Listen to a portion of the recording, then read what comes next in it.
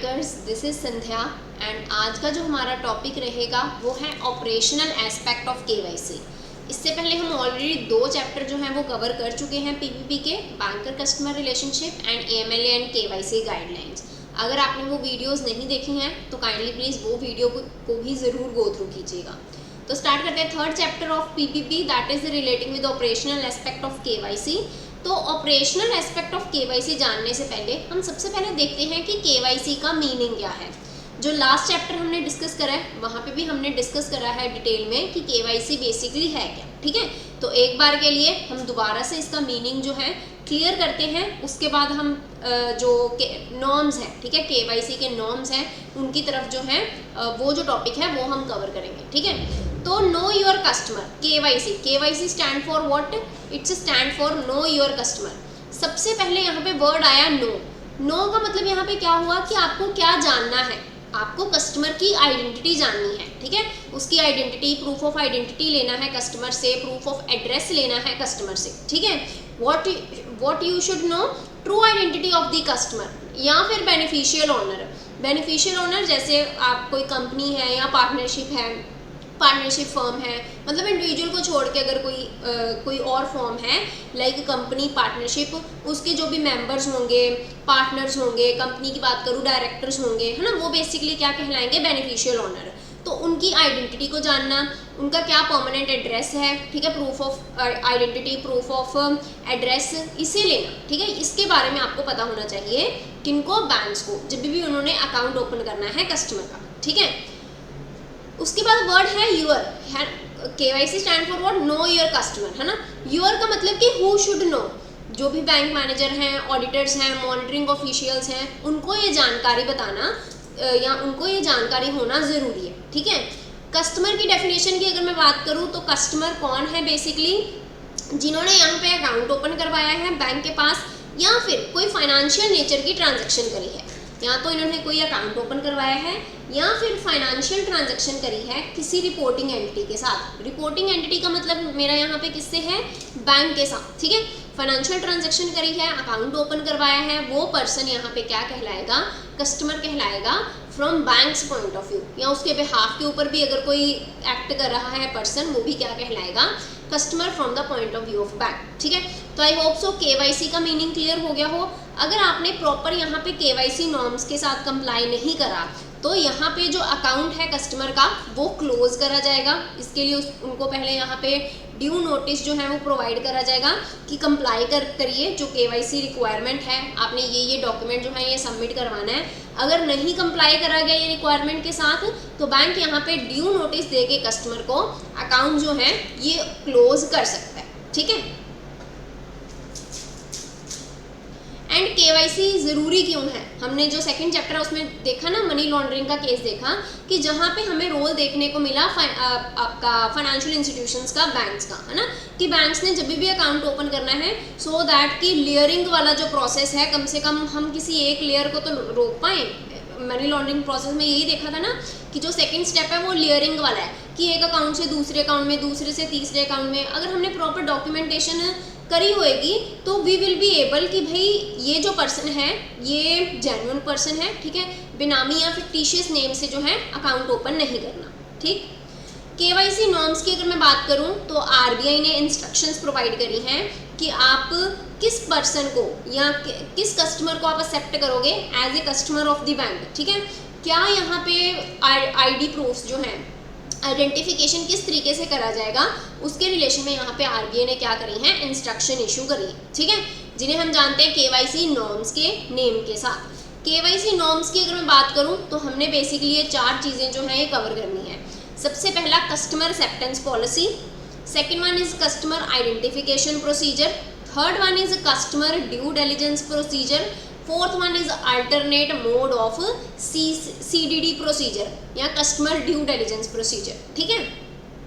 Customer acceptance policy सबसे पहले ये डिस्कस करेंगे। कस्टमर एक्सेप्टेंस पॉलिसी का मतलब यहाँ पे क्या है कि भाई आपने किस कस्टमर को एक्सेप्ट करना है as a customer of the bank.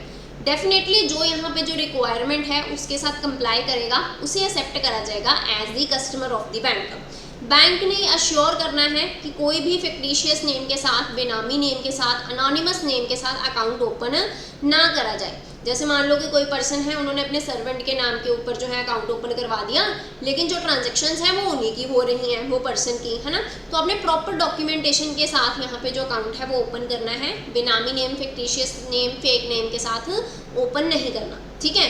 Proper यहाँ पे कस्टमर ड्यू डिलिजेंस मेजर जो हैं ये अप्लाई होंगे। जो यहाँ पे जो डॉक्यूमेंट है कस्टमर को बोला जाएगा सबमिट करवाने के लिए, वो उन्होंने यहाँ पे प्रॉपरली सबमिट करवाने, ठीक है। देन नो ट्रांजैक्शन और account based relationship is undertaken. कोई भी ट्रांजैक्शन यहाँ पे नहीं होगी अगर आपने प्रॉपर यहाँ पे CDD प्रोसीजर को फॉलो नहीं करा, ठीक है, कस्टमर ड्यू डिलिजेंस को फॉलो नहीं करा, ठीक। Circumstances in which a customer is permitted to act on behalf of another person और entity is clearly spelled out. मैंने आपको बोला कि जो पर्सन अकाउंट ओपन करवाता है वो कहलाएगा कस्टमर, या उसके बिहाफ के ऊपर भी तो कोई पर्सन एक्ट कर सकता है ना। मान लो कि वो पर्सन कहीं आउट ऑफ स्टेशन है, आउट ऑफ कंट्री है, ठीक है, उन्होंने कुछ ट्रांजैक्शन जो है परफॉर्म करनी है, तो उसके बिहाफ के ऊपर भी कोई सेकंड पर्सन एक्ट कर सकता है। वो किस तरीके से एक्ट कर सकता है, कौन सी ट्रांजैक्शन कर सकता है, इसके बारे में क्लियरली बताना है पहले, ठीक है। To ensure that identity of customer does not match with any person or entity, मतलब दो पर्सन की आइडेंटिटी सेम ही होनी चाहिए। हो सकता है कि नेम सेम हो लेकिन फादर्स नेम, है ना, ये तो डिफरेंट होगा। ऐसा तो नहीं है कि कोई फादर अपने दो बच्चों का नाम सेम रख दे, ऐसा नहीं होगा ना। तो आपने जो है ये प्रॉपर अश्योर करना है कि जो आइडेंटिटी है ये मैच ना हो, ठीक है। कोई भी दो पर्सनस की, दो कस्टमर्स की यहाँ पे जो आइडेंटिटी है ये मैच ना हो, ठीक। Then to verify the permanent account number obtained through facility of issuing authority, तो यहाँ पे जो पैन कार्ड है, प्रॉपर यहाँ पे वेरिफिकेशन रहे पैन कार्ड की जब भी यहाँ पे जो अकाउंट है वो ओपन करा जाएगा बैंक की तरफ से, ठीक है। तो एक्सेप्टेंस पॉलिसी जो है, कस्टमर एक्सेप्टेंस पॉलिसी जो है, ये नॉर्म्स जो है इनको फॉलो करा जाएगा, ठीक है, according to RBI। Then next हमने कस्टमर KYC नॉर्म में सेकंड वन देखा था कस्टमर आइडेंटिफिकेशन प्रोसीजर, ठीक है, कि कस्टमर की आइडेंटिटी को किस तरीके से आप जो है आइडेंटिफाई करोगे कि भाई ये जो कस्टमर है ये जेन्युइन कस्टमर है। तो RBI ने यहाँ पे OVDs का जो कॉन्सेप्ट है वो लेके आए हैं, है ना। OVDs stand for officially valid document, हम लेटर ऑन डिस्कस करेंगे यही चैप्टर में। टोटल 6 OVDs हैं जिनको जो कस्टमर है वो प्रेजेंट कर सकता है as a proof of identity और प्रूफ ऑफ एड्रेस, ठीक है। तो कस्टमर आइडेंटिफिकेशन जो है यहाँ पे प्रॉपरली जो कस्टमर की आइडेंटिटी है उसे यहाँ पे क्या है प्रॉपरली आइडेंटिफाई करा जाएगा by using the reliable independent source of document. जो भी उन्हें बोला गया कि भाई ये प्रूफ ऑफ आइडेंटिटी है आपको सबमिट करवाना है, ये प्रूफ ऑफ एड्रेस है आपको सबमिट करवाना है, तो वो सारे डॉक्यूमेंट जो है रिलायबल मैनर में यहाँ पे कलेक्ट करे जाएंगे कस्टमर से, ठीक है। Customer identification is required to be done in the following cases. तो जब भी ये सारी चीज़ें रहेंगी तो बैंक ने पहले अश्योर करना है कस्टमर की आइडेंटिटी। सबसे पहला जब भी अकाउंट ओपन करा जाएगा डेफिनेटली यहाँ पे जो प्रूफ ऑफ आइडेंटिटी है वो लिया जाएगा कस्टमर से, या फिर कभी कोई भी इंटरनेशनल ट्रांसफ़र करा जाएगा फॉर नॉन अकाउंट होल्डर, तो वो केस में यहाँ पे प्रॉपरली जो आइडेंटिटी है कस्टमर की उसे आइडेंटिफाई करा जाएगा। अगर यहाँ पे डाउट अराइज हो in relation to authenticity of existing customer, तो प्रॉपर यहाँ पे जो इन्फॉर्मेशन है customer say about the customer वो यहाँ पे प्रॉपरली यहाँ पे लिख जाएगी। अगर कोई भी डाउट हो, सस्पिशन क्रिएट हो in relation to authenticity of the customer. Then selling any product including third party product जिनकी वैल्यू यहाँ पे 50,000 से ज़्यादा होगी तो वो केस में प्रॉपर कस्टमर आइडेंटिफिकेशन होगा, ठीक है। कैरिंग आउट अ ट्रांजेक्शन और सीरीज ऑफ ट्रांजेक्शन जिनकी वैल्यू 50,000 से ज़्यादा हो जाए। अगर आपने कोई प्रोडक्ट सेल करा है, चाहे थर्ड पार्टी प्रोडक्ट हो, अगर यहाँ पे आपने नंबर ऑफ ट्रांजेक्शन्स करी हैं जिनकी एग्रीगेट वैल्यू 50,000 से ज़्यादा है for a walk in customer, या फिर अगर यहाँ पे कोई डाउट अराइज हो, ठीक है, कोई वॉक इन कस्टमर के रिलेशन में या जिस भी कस्टमर ने अकाउंट ओपन करवाया है, अगर यहाँ पे कोई डाउट अराइज हो कि ये जो पर्सन है ना ये इंटेंशनली 50,000 से कम की ट्रांजैक्शन कर रहा है, ठीक है, सो दैट कि इसे पैन ना सबमिट करवाना पड़े, कि बोला गया कि भाई 50,000 से ऊपर की अगर होगी तो प्रॉपर आइडेंटिफिकेशन होगा, तो कस्टमर जानबूझ के 50,000 से कम की ट्रांजैक्शन कर रहा है, हो सकता है 25,000 की कर रहा हो, 30,000 की, 49,000 की, इस तरीके से। अगर इस तरीके से भी जो डाउट है वो अराइज होता है तो ये केस में भी प्रॉपर आइडेंटिफिकेशन जो है ये करा जाएगा, ठीक है।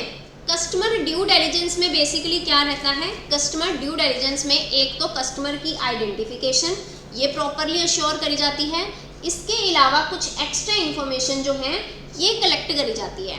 Extra information in relation to customers location की रहता कहाँ है, क्या एक्टिविटी है वो जो परफॉर्म कर रहा है कस्टमर, पर्पस क्या है कि ये जो बैंकिंग सर्विसेज हैं ये ली जा रही हैं बैंक से, ठीक है, उसका क्या पर्पस है।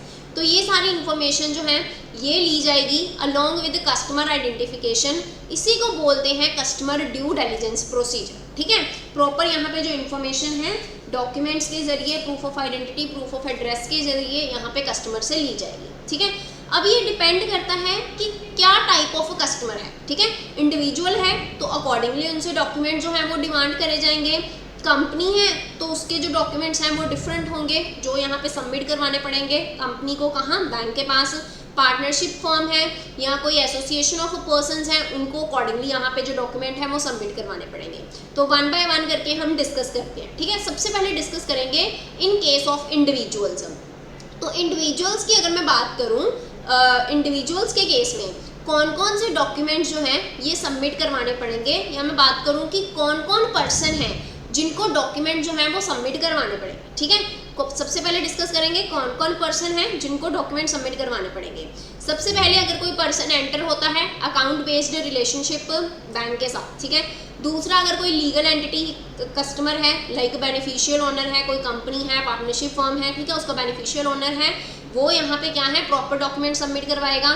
कोई यहाँ पे ऑथराइज्ड लीगल सिग्नेटरी है, ठीक है, कि यहाँ पे बोला गया है कि ये जो कंपनी है ये कंपनी की अथॉरिटी जो है प्रॉपर यहाँ पे रिटन डॉक्यूमेंट में साइन करके बोला गया कि भाई ये पर्सन के पास ये अथॉरिटी है।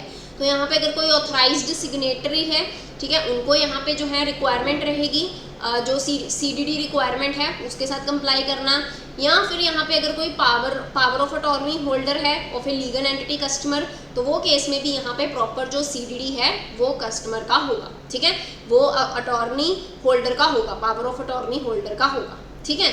तो क्या क्या यहाँ पे डॉक्यूमेंट जो हैं वो लिए जाएंगे, सबसे पहले आधार नंबर, ठीक है, आधार नंबर जो है वो लिया जाएगा।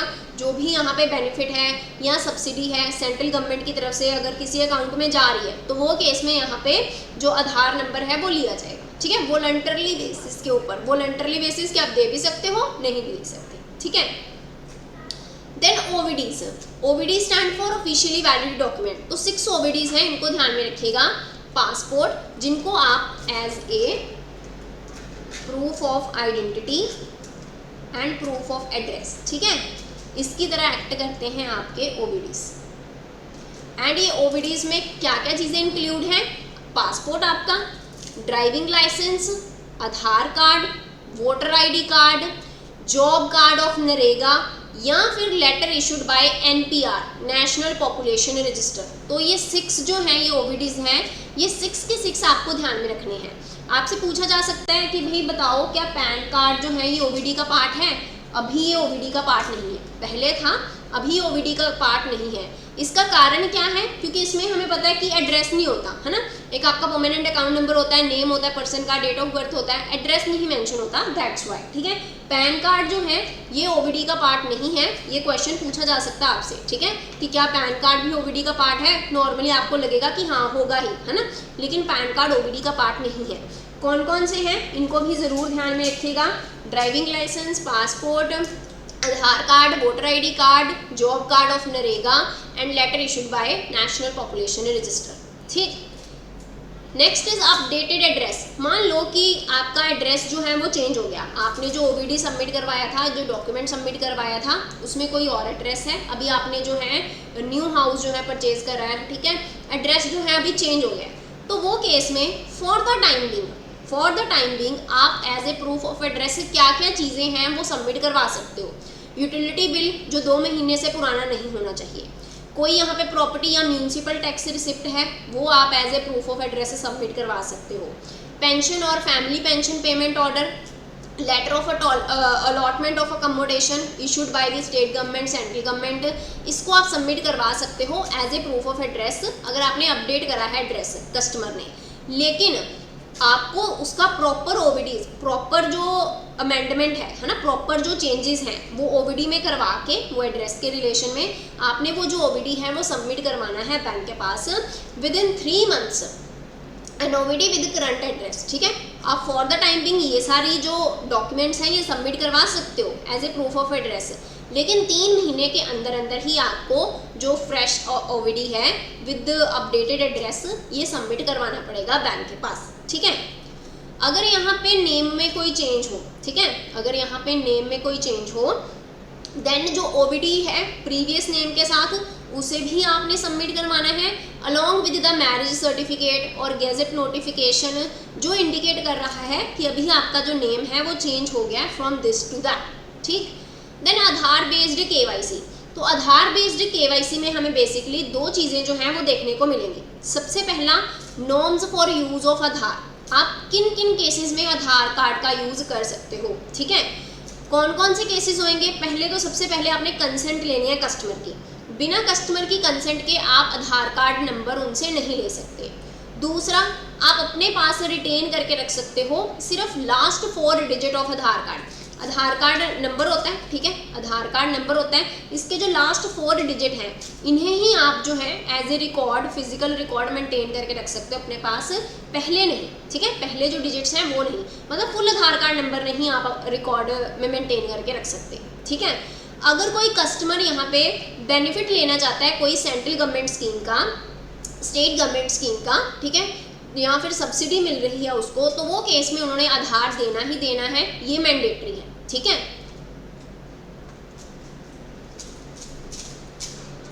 Then if a customer provide current address different from that in Aadhaar record, वो केस में सेल्फ डिक्लेरेशन एक ली जाएगी वो कस्टमर से। ठीक है, अगर यहाँ पे जो है जो करंट एड्रेस है वो डिफरेंट है जो आधार कार्ड में लिखा हुआ है, तो वो केस में यहाँ पे जो सेल्फ डिक्लेरेशन है वो भी ली जाएगी। ठीक है, सेकंड यहाँ पे है account of non face to face customer या OTP बेस्ड आधार वेरिफिकेशन। तो हम यहाँ पे कवर क्या कर रहे हैं? आधार बेस्ड केवाईसी, है ना। तो आधार बेस्ड में यहाँ पे यूज ऑफ आधार, आधार का यूज करके क्या क्या नॉर्म्स हैं। दूसरा, अगर non face to face customer है, मतलब कस्टमर जो है फेस टू फेस नहीं है बैंकिंग ऑफिशियल के, सिंपली आप यहाँ पे OTP जो है वो आया, OTP का यूज करके आपने यहाँ पे जो है अकाउंट ओपन कर रहे हो। ठीक है, इसे बोलते हैं non face to face OTP based Aadhaar verification. ठीक है, तो ये अगर इस तरीके से अकाउंट ओपन करा जा रहा है तो ये केस में कुछ रिस्ट्रिक्शंस हैं। क्या रिस्ट्रिक्शंस हैं? कि यहाँ पे जो एग्रीगेट बैलेंस होगा सारे डिपॉजिट अकाउंट में वो 1 लाख से एक्सीड नहीं करना चाहिए। ठीक है, जो एग्रीगेट क्रेडिट होगा एक फाइनेंशियल ईयर में वो 2 लाख से ज़्यादा एक्सीड नहीं करना चाहिए। टर्म लोन सिर्फ प्रोवाइड करा जाएगा इस तरीके के जो अकाउंट हैं अगर ओपन करवाए गए हैं कस्टमर के द्वारा, OTP बेस्ड आधार वेरिफिकेशन जो है अगर इस तरीके से अकाउंट ओपन करवाए गए हैं तो ये केस में टर्म लोन ही जो है वो इशू होगा, एंड टर्म लोन की जो अमाउंट है वो 60,000 से ज़्यादा नहीं हो सकती 1 साल में।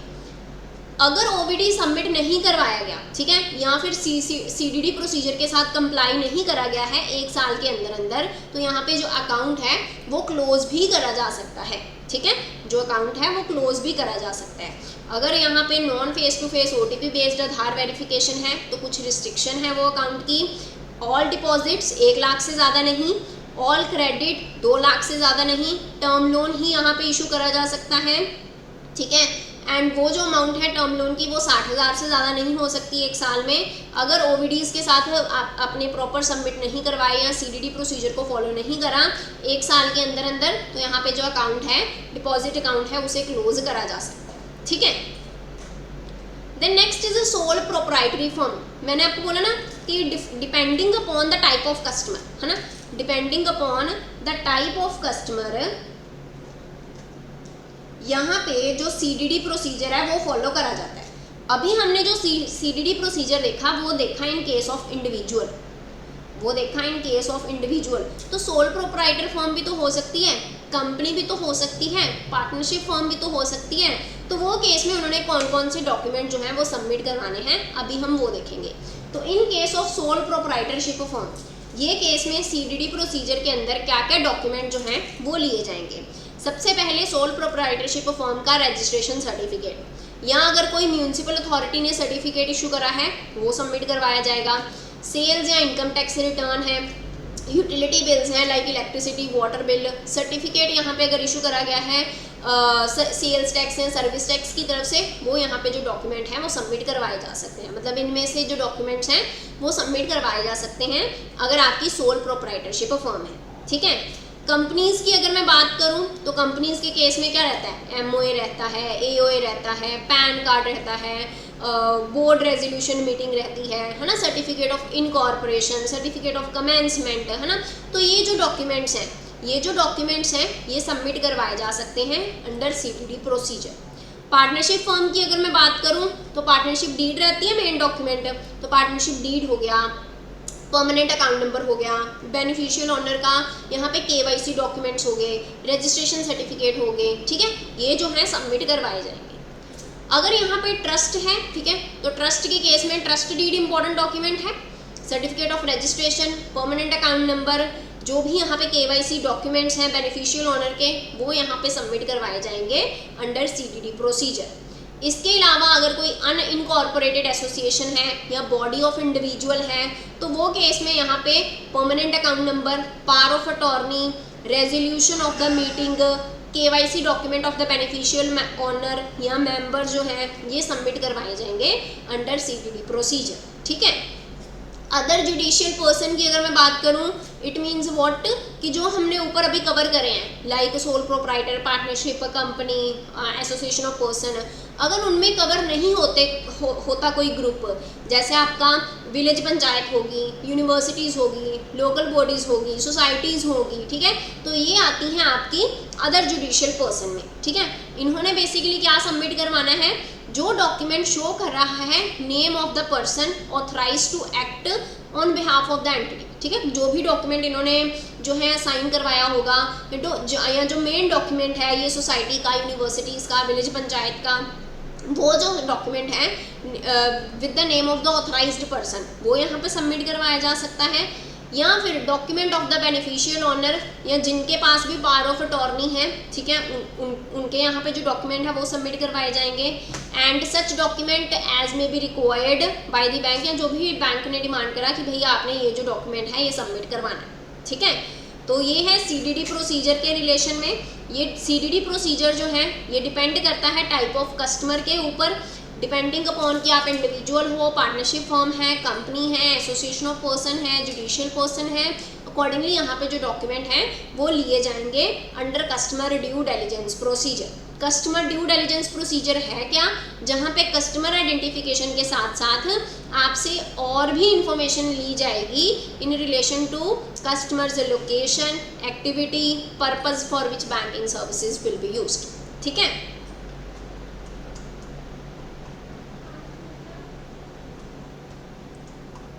Then next is identification of beneficial owner. तो बेनिफिशियल ओनर मैंने आपको बताया कि जब भी पार्टनरशिप फर्म या कंपनी रहती है तो वो केस में जो भी पार्टनर हैं या डायरेक्टर्स हैं वो बेसिकली कहलाते हैं बेनिफिशियल ओनर। तो क्या क्राइटेरिया है, किस पर्सन को आप बोलोगे बेनिफिशियल ओनर, तो दो क्राइटेरिया हैं। सबसे पहले कैपिटल का क्राइटेरिया, दूसरा क्या कंट्रोल एक्सरसाइज कर रहा है वो पर्सन कंपनी के ऊपर, ठीक है। यहाँ पे अगर मैं बात करूँ कैपिटल के क्राइटेरिया के रिलेशन में, तो कंपनी है अगर, पार्टनरशिप फर्म है अगर, बॉडी ऑफ इंडिविजुअल है एंड ट्रस्ट है, तो ये चारों ही केसेस में कैपिटल का क्राइटेरिया क्या है, सबसे पहले ये डिस्कस करते हैं। किनका कैपिटल का क्राइटेरिया, बेनिफिशियल ओनर का। तो कंपनी के केस में अगर यहाँ पे मोर देन 25% शेयर है पर्सन का कैपिटल में या प्रॉफिट में, तो वो कहलाएगा बेनिफिशियल ओनर। अगर पार्टनरशिप फर्म है, अगर किसी पर्सन का यहाँ पे या पार्टनर का मोर देन 15% शेयर है कैपिटल में या प्रॉफिट में, तो वो कहलाएगा beneficial owner. Body of individuals की बात करूँ मैं, एसोसिएशन ऑफ पर्सन्स की बात करूँ, तो ये केस में भी सेम क्राइटेरिया है। मोर देन 15% शेयर है अगर वो पर्सन का कैपिटल में या प्रॉपर्टी में या प्रॉफिट में, तो वो कहलाएगा बेनिफिशियल ओनर, ठीक है। ट्रस्ट के केस में अगर मैं बात करूं तो जो भी ऑथर हैं, ट्रस्टी हैं, बेनिफिशियरी हैं, अगर उनका 15% से ज़्यादा इंटरेस्ट है, ठीक है, तो वो यहाँ पे कहलाएंगे बेनिफिशियल ओनर, ठीक। कंट्रोल की अगर मैं बात करूं तो कंपनी के केस में कंट्रोलिंग राइट क्या क्या रहते हैं बेनिफिशियल ओनर के पास, वो अपॉइंट कर सकते हैं मेजॉरिटी ऑफ डायरेक्टर को। मैनेजमेंट को कंट्रोल करेंगे, पॉलिसी डिसीजंस लेंगे, ठीक है, ये उनके पास कंट्रोलिंग राइट रहते हैं, ठीक। तो बेनिफिशियल ओनर को यहाँ पे आइडेंटिफाई करने के दो क्राइटेरिया हैं, एक कैपिटल के साथ रिलेटेड, एक कंट्रोल जो है जो एक्सरसाइज करा जाता है बाय दैट पर्सन, ठीक है। तो ये हमने डिस्कस कर लिया। सिर्फ कंपनी के केस में 25% है of capital and profit. Capital basically क्या है, कितना अमाउंट आपने डाला है ना, कंपनी में निवेश करा कितना अमाउंट है, यहाँ प्रॉफिट का, ठीक है। तो 25% इन केस ऑफ कंपनी, बाकी हर एक केस में कितना है 15%, ठीक है। अकेला 25% कंपनी के केस में है, बाकी तीनों ही केसेस में क्या है 15%, ठीक है, मोर देन 15%।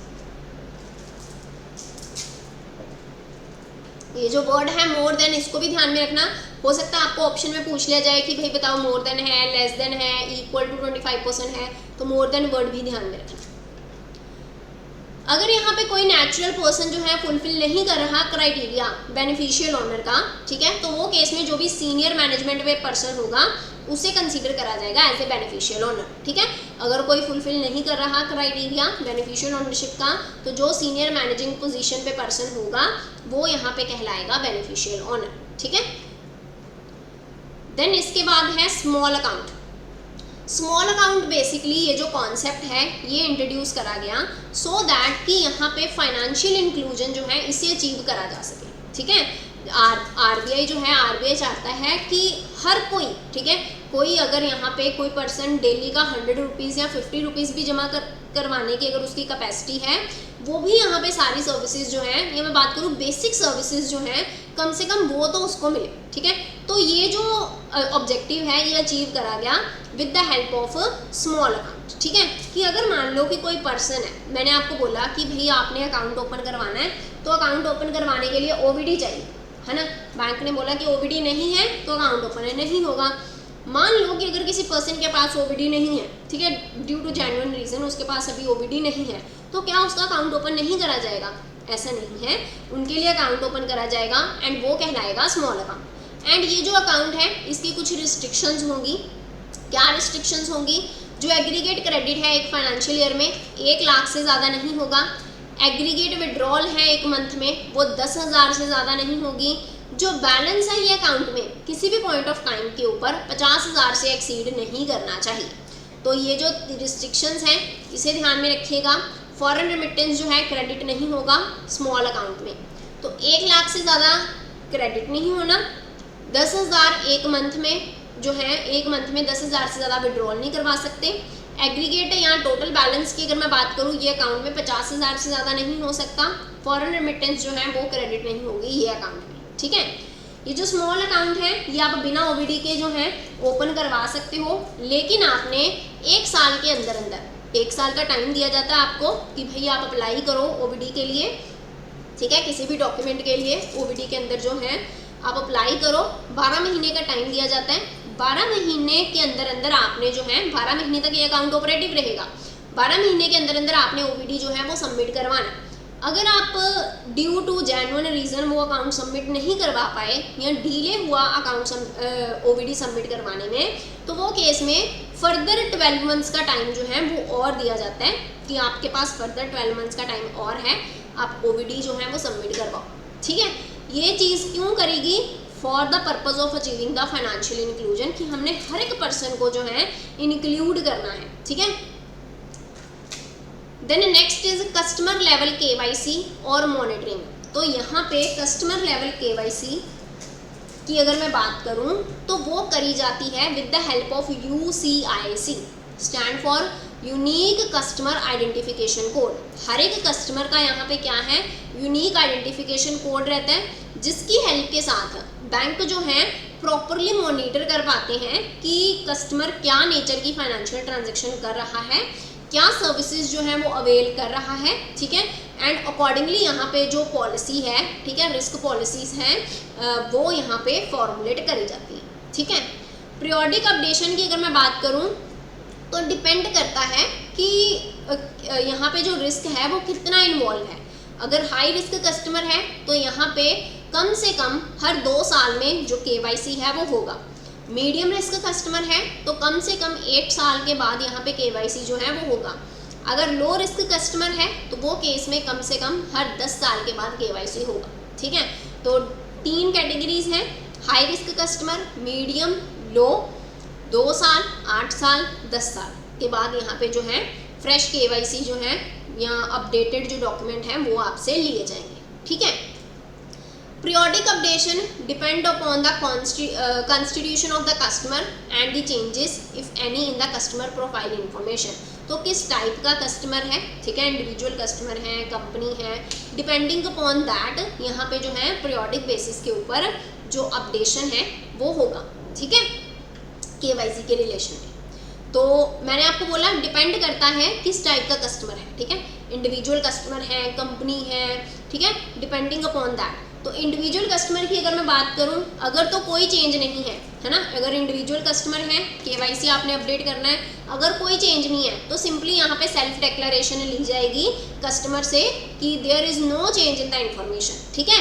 एक सेल्फ डिक्लेरेशन ली जाएगी by means of email, mobile number, ठीक है, जो भी रजिस्टर्ड है रिपोर्टिंग एंटिटी के पास, इनके जरिए यहाँ पे सेल्फ डिक्लेरेशन ली जाएगी।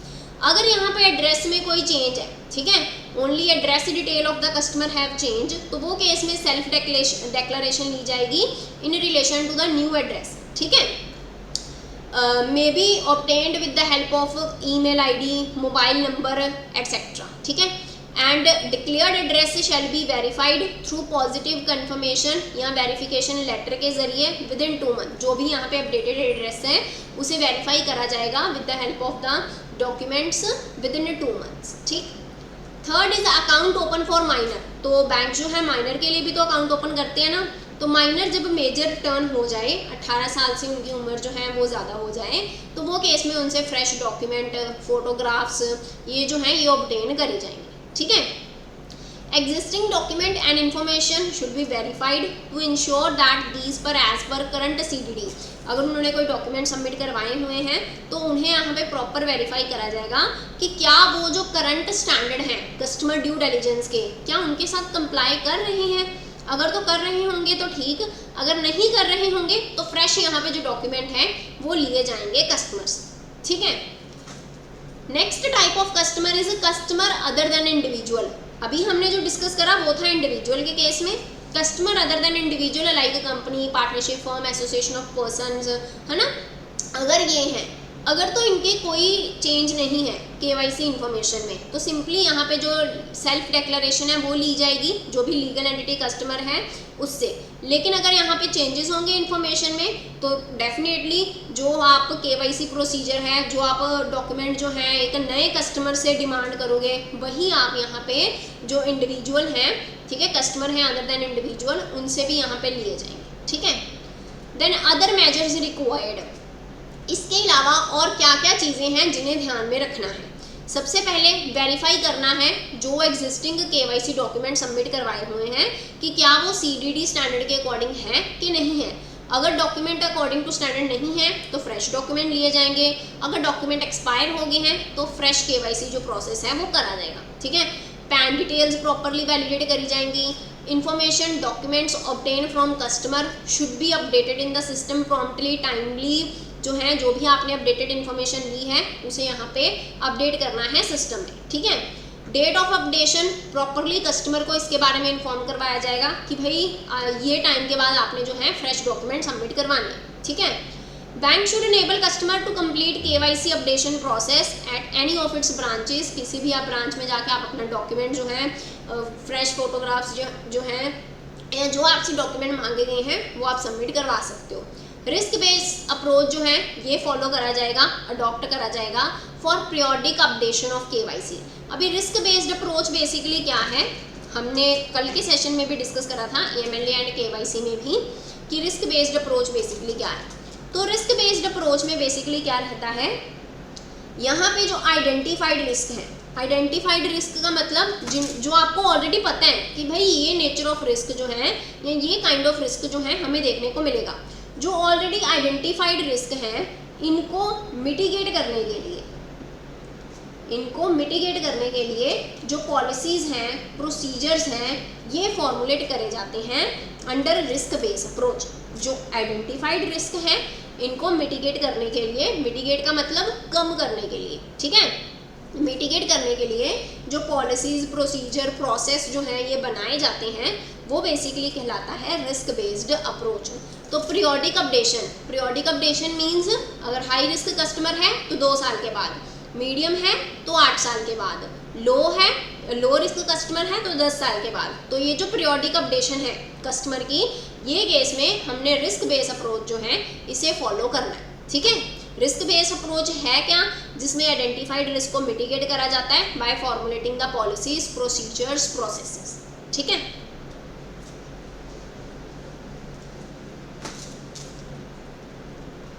The next is existing customer. तो जो भी एग्जिस्टिंग कस्टमर है, अगर रिक्वायरमेंट है तो उनसे पैन कार्ड दिया जाएगा, अगर पैन कार्ड नहीं है तो उनको बोला जाता है कि भैया आप फॉर्म 60 जो है ये सबमिट करवाओ, ठीक है, फॉर्म 60 जो है ये सबमिट करवाओ, ये डॉक्यूमेंट फिल करके आप बैंक को दो, ठीक। तो ये यहाँ पे बेसिकली हमने डिस्कस करा पीरियोडिक अपडेशन के रिलेशन में, ठीक है, जो डिपेंड करता है constitution of customer, type of customer के ऊपर, जिसमें हमने डिस्कस करा individual customer, customer other than individual, क्या अदर मेजर्स हैं जो हमने लेने हैं, एंड एग्जिस्टिंग कस्टमर से पैन कार्ड या फॉर्म 60 जो है ये लेना है, ठीक है। Then next is alternate mode of CDD procedure. तो ये जो टॉपिक है अल्टरनेट मोड वाला, ये हम कल के सेशन में डिस्कस करेंगे, एंड इसके साथ ही कुछ क्वेश्चन जो हैं वो डिस्कस करेंगे, ठीक है, सो दैट कि आपकी प्रैक्टिस हो जाए ये चैप्टर के रिलेशन में, ठीक है।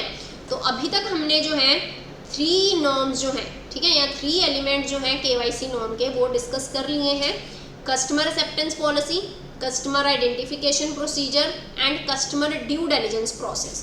तो ये जो 3 चीज़ें हैं हम ऑलरेडी डिस्कस कर चुके हैं। कल का जो सेशन रहेगा उसमें हम alternate mode of CDD procedure plus MCQ, ठीक है, प्लस MCQ ये डिस्कस करेंगे, ठीक है। आपको आज का सेशन कैसा लगा कमेंट बॉक्स में ज़रूर बताइएगा। अगर आपको वीडियो अच्छी लगी हो तो वीडियो को लाइक कीजिएगा, हमारा चैनल बीइंग बैंकर इसे सब्सक्राइब ज़रूर कीजिएगा। डिस्क्रिप्शन बॉक्स में ना आपको टेलीग्राम ग्रुप का लिंक गिवन होगा, ठीक है, टेलीग्राम ग्रुप का लिंक गिवन होगा, तो काइंडली प्लीज़ टेलीग्राम ग्रुप भी ज़रूर ज्वाइन कीजिएगा। डेली बेसिस के ऊपर you will be getting updated information और any notification in relation to our video, ठीक है। अगर आपकी कोई सजेशन रहती है ये क्लासेस के रिलेशन में, वीडियोस के रिलेशन में, I warmly welcome your suggestions, just do let me know in the comment box, ठीक है। तो इसी के साथ जो आज का सेशन है इसे वाइंड अप करती हूँ। So this is all about today's session. Thank you very much.